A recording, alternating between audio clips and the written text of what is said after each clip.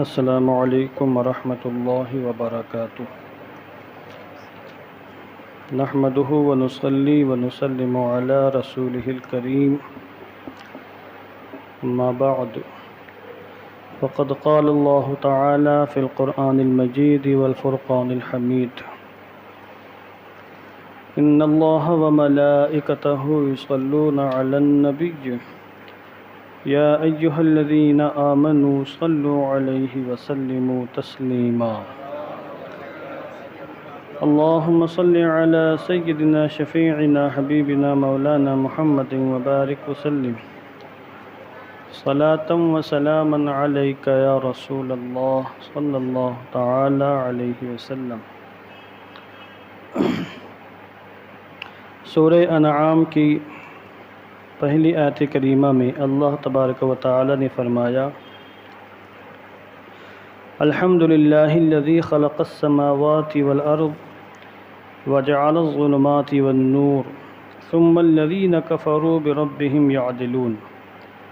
تمام تعریفیں اللہ ہی کے لیے ہیں جس نے آسمانوں کو اور زمینوں کو پیدا فرمایا اور تاریکیوں کو یعنی اندھیروں کو اور نور کو پیدا فرمایا، پھر بھی کفار اپنے رب کے ساتھ دوسروں کو برابر قرار دیتے ہیں۔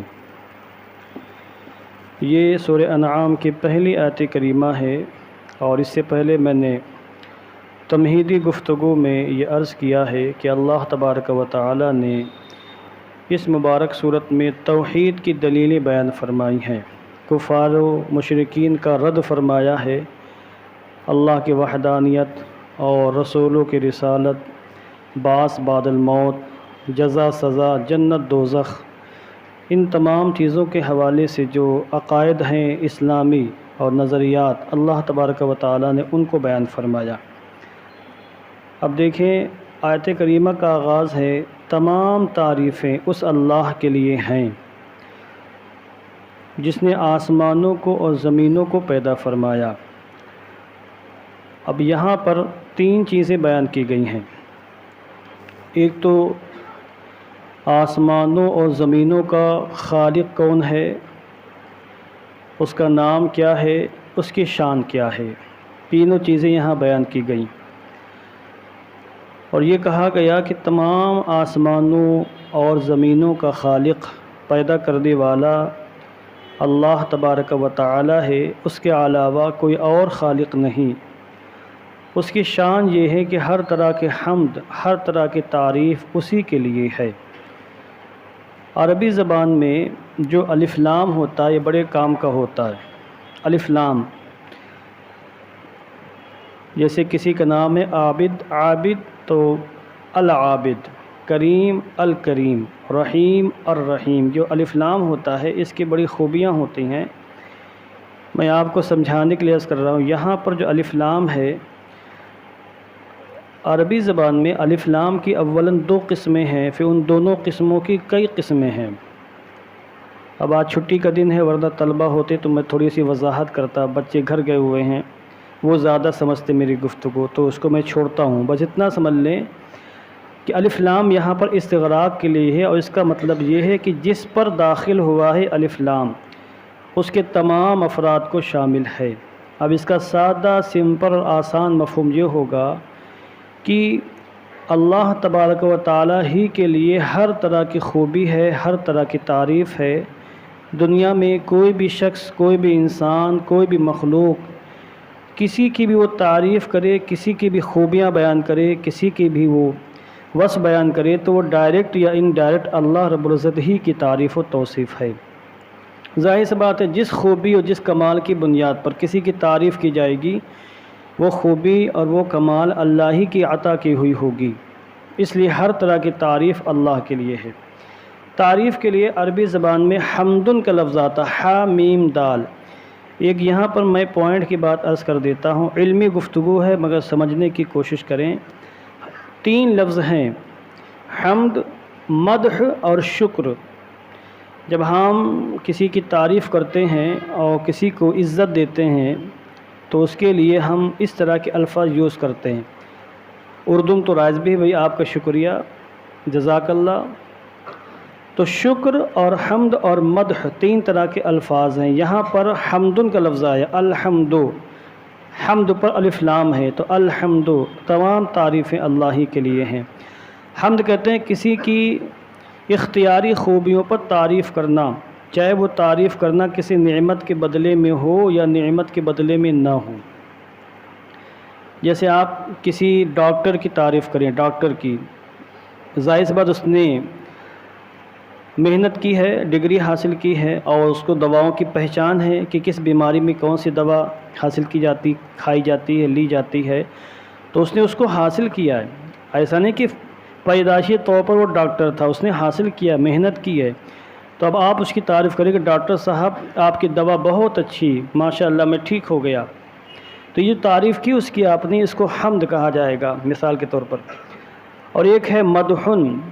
مدحن کا معنی ہوتا ہے کسی کی خوبیوں پر تعریف کرنا، چاہے وہ اس کی اختیاری ہوں چاہے نہ ہو. جیسے حسن و جمال، خوبصورتی ہے، یہ انسان کے بس میں نہیں ہے، ورنہ دنیا میں کوئی انسان کالا کلوٹا نہ ہو تو سب خوبصورت ہوتے. کچھ چیزیں قدرتی ہوتی ہیں، اس میں انسان کا بس نہیں چلتا ہے.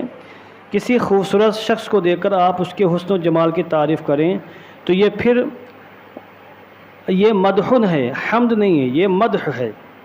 سمجھے آپ؟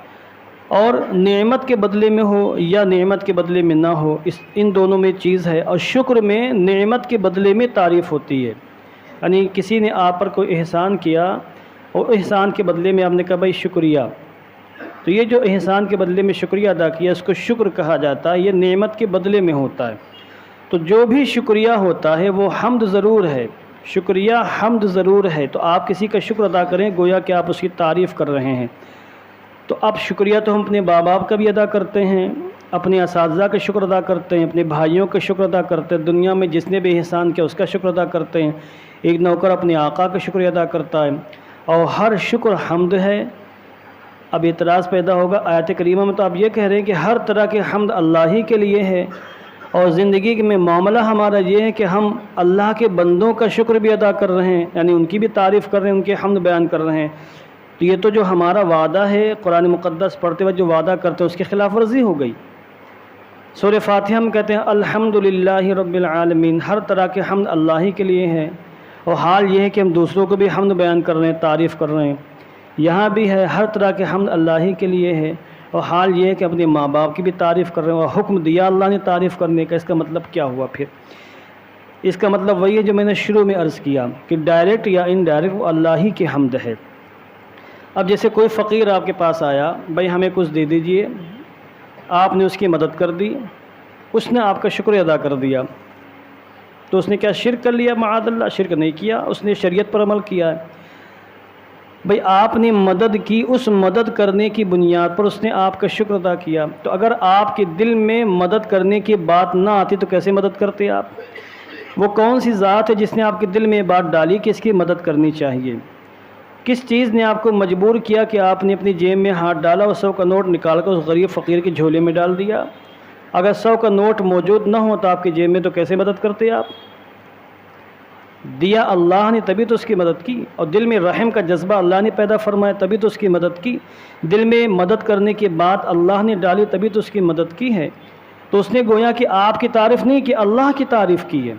شکریہ بظاہر آپ کا ادا کیا مگر حقیقت میں اس نے اللہ کی تعریف کی ہے. اس لیے کوئی بندہ مومن، کوئی بھی مخلوق جس کسی کی بھی حمد کرے گا، شکر ادا کرے گا، تعریف کرے گا، وہ ڈائریکٹ یا انڈائریکٹ اللہ ہی کے حمد و ثنا ہوگی. اس لیے یہاں پر اللہ نے فرمایا الحمدللہ الذی خلق السماوات والارض، ہر طرح کی خوبیاں، ہر طرح کے حمد اور تمام تعریفیں اللہ ہی کے لیے جس نے آسمانوں کو پیدا فرمایا اور زمین کو پیدا فرمایا. باقی انشاءاللہ میں آئندہ بیان کروں گا. اللہم صلی علی سیدنا شفیعنا حبیبنا مولانا محمد وبارک وسلم صلاۃ و سلاما علیک یا رسول اللہ صلی اللہ تعالی علیہ وسلم.